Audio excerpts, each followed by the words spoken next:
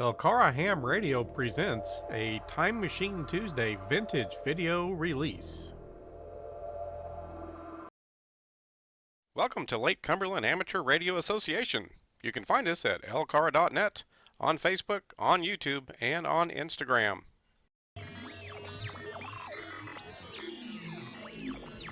If you're enjoying the videos we're producing here at LCARA, please help our club out by hitting that subscribe button.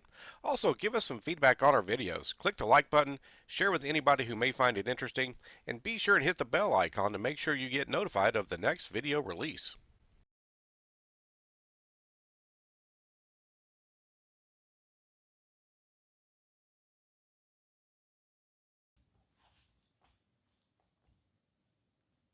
We have all encountered the rude and arrogant ham radio operator. We found one such individual. We've hidden his face to protect his identity.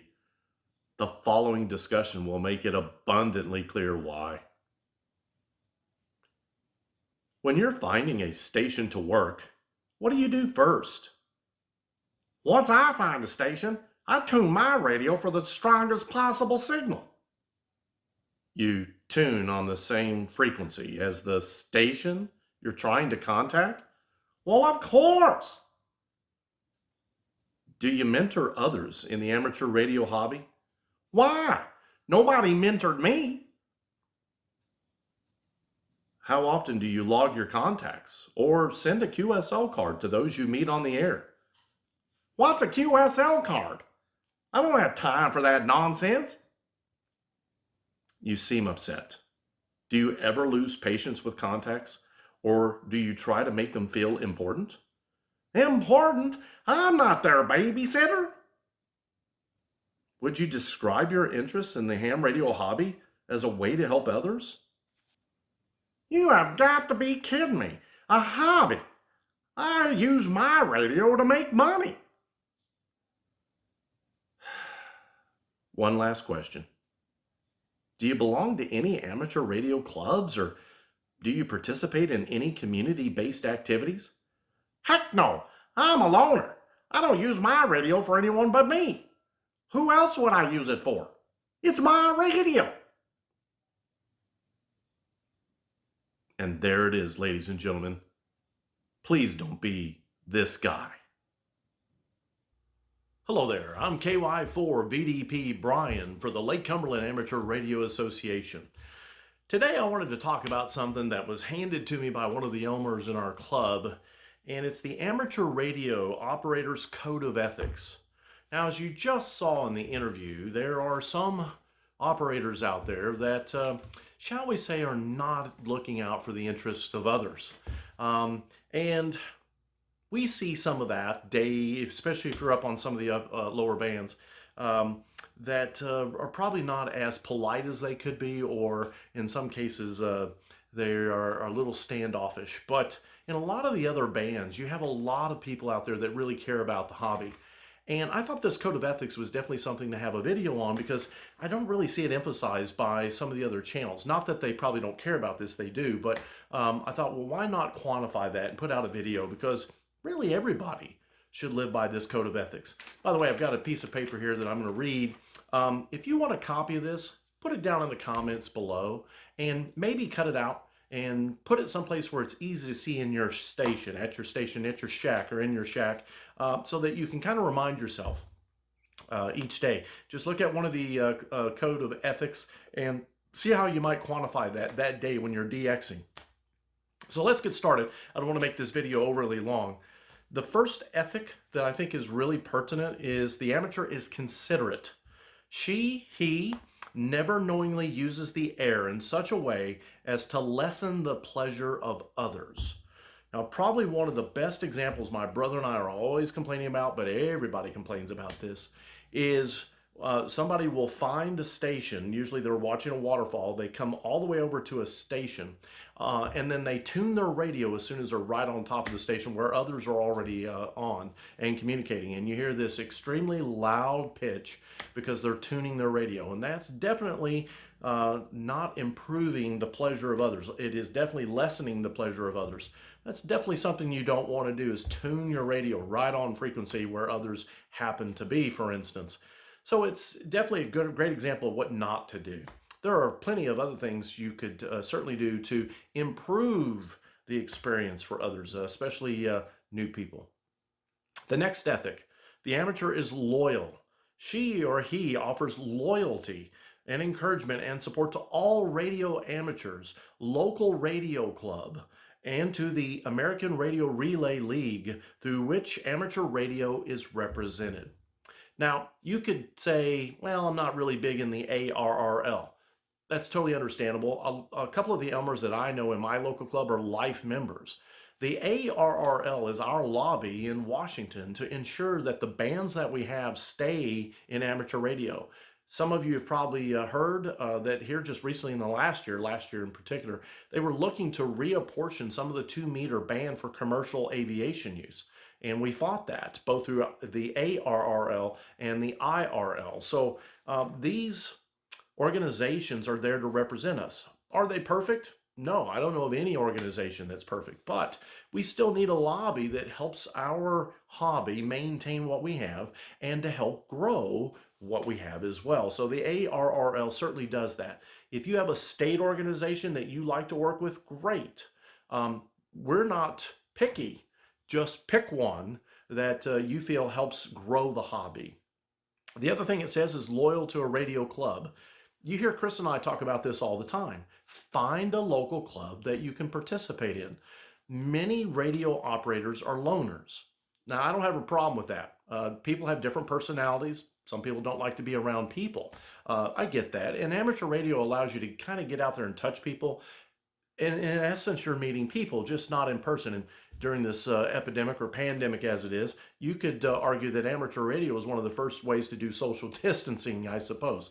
The point is, though, is a club helps you with knowledge and mentoring, helps build you up as a ham radio operator. I can't tell you how much wisdom I've gotten from the Elmers in our club, based on all kinds of the activities that we're involved in, from field days to installing repeaters to doing maintenance, whatever it might be. We're just starting an activity with our club, for instance, hands-on with LCARA, and that's where we're going to start building things, teaching things once a month with members of the club, and it's to share that information.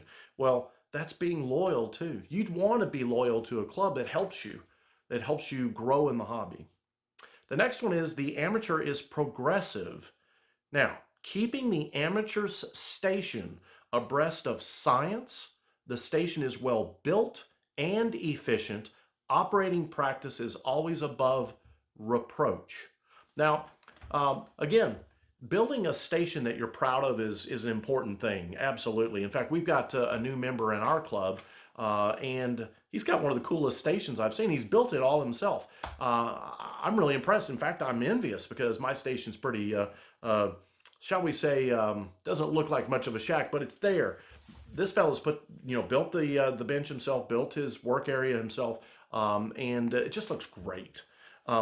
That's being progressive, is taking your hobby seriously, and when you have a nice shack, you want to use it.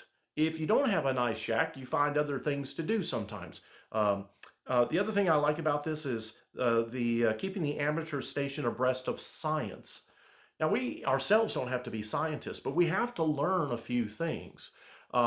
We have some folks that they just do the nets, which hit repeaters. So they're not worried about long distance contacts, but you have to know a little bit about doing the programming of your radio and making sure that you have an antenna that's appropriate for repeater communications. Then we have others that want to do that and more, like HF, where you have to learn a little bit about topography.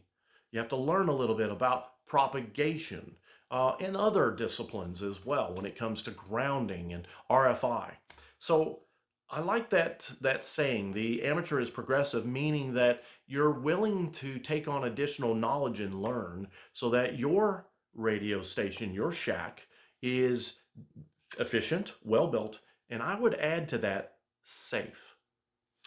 The next one is the amateur is friendly. Man, I can't emphasize that one enough. She or he is slow and patient, sending when requested. Friendly advice and counsel to the beginner. kindly assistance, cooperation, and consideration for the interests of others. These are the marks of the amateur spirit. Folks, I used to work in public radio, or shall we say commercial radio, here locally in my community. No, I'm not a licensed commercial radio operator. I did the IT, but I was another voice to help with commercials, do remotes, things like that. Commercial radio is there to make money for sure, but one of the other things that I learned working at a commercial radio station was how community oriented it is. That's part of the charter.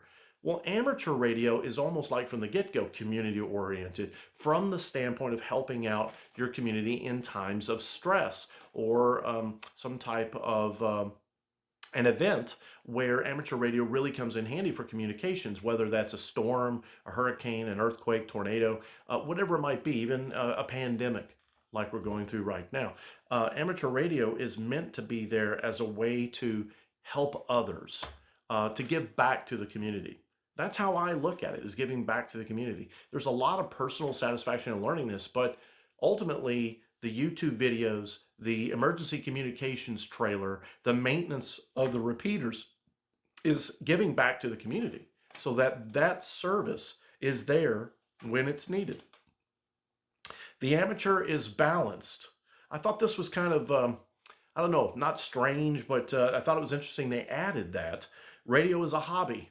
Now, as we saw in the interview, not so much, but he or she never allows it to interfere with any of the duties he or she owes to their home, their job, their school, or their community. You don't want something to just take over your life. Chris and I, KY4CKP, have a lot of interests. We're both in IT. We both like certain aspects of prepping. We both like HAMRadio, of course. We also like other interests that we don't get into on this channel because it's not appropriate, but balanced is a key element. When you get older, but you don't have to be older to experience this, you're looking for ways to invest your time because you only get one life. And that time investment, you want to get enjoyment out of. So balanced, yes, but not to the exclusion of other things that are just as important, your family, your community, and others. And the last ethic here, which I really groove on, is the amateur is patriotic.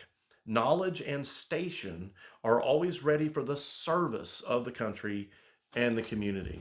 The emergency communications trailer is a great example of that. There are a lot of folks in our community that work for us every day. First responders, the armed forces, our hospital workers, and so forth. They're there serving us every day. Amateur radio is there for a very similar purpose. A lot of times we overlook that because we're not under any kind of an emergency, but right now is one such type. If the phone system goes down or is overloaded, and everybody uses cell phones today, very few people have landlines. Amateur radio could be a way of ensuring that somebody could communicate with their family at a distant location. Again, having that ability to communicate when things are not perfect is a big part of what we do. But in addition to that, it allows us to show, to give back to our community in a patriotic way. Most of us in the ham radio hobby are very patriotic. I'm a former Marine, always a Marine, so to speak. Served 6 years. You betcha I'm patriotic. Ham radio is a way to reach out to others, meet others that have also been in the military, but anybody really, and show that you're proud of your country. When I make a contact with somebody in another country, I'm representing my country. They're talking to an American who believes in freedom and individual rights. Not that we're evangelizing that, but they know just by listening to us that we're very proud and we're very patriotic of our country. So the amateur is patriotic. I like that they added that in there.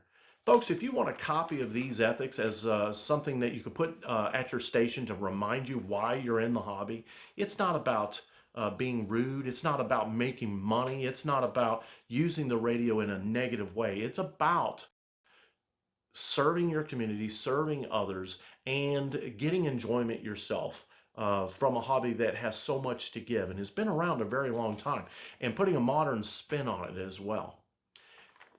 If you would like a copy, put a request down in the comments. We'll be more than happy to send you a copy of the Amateur Radio Operators Code of Ethics. Hope you enjoyed the video. For the Lake Cumberland Amateur Radio Association, I'm KY4BDP 73.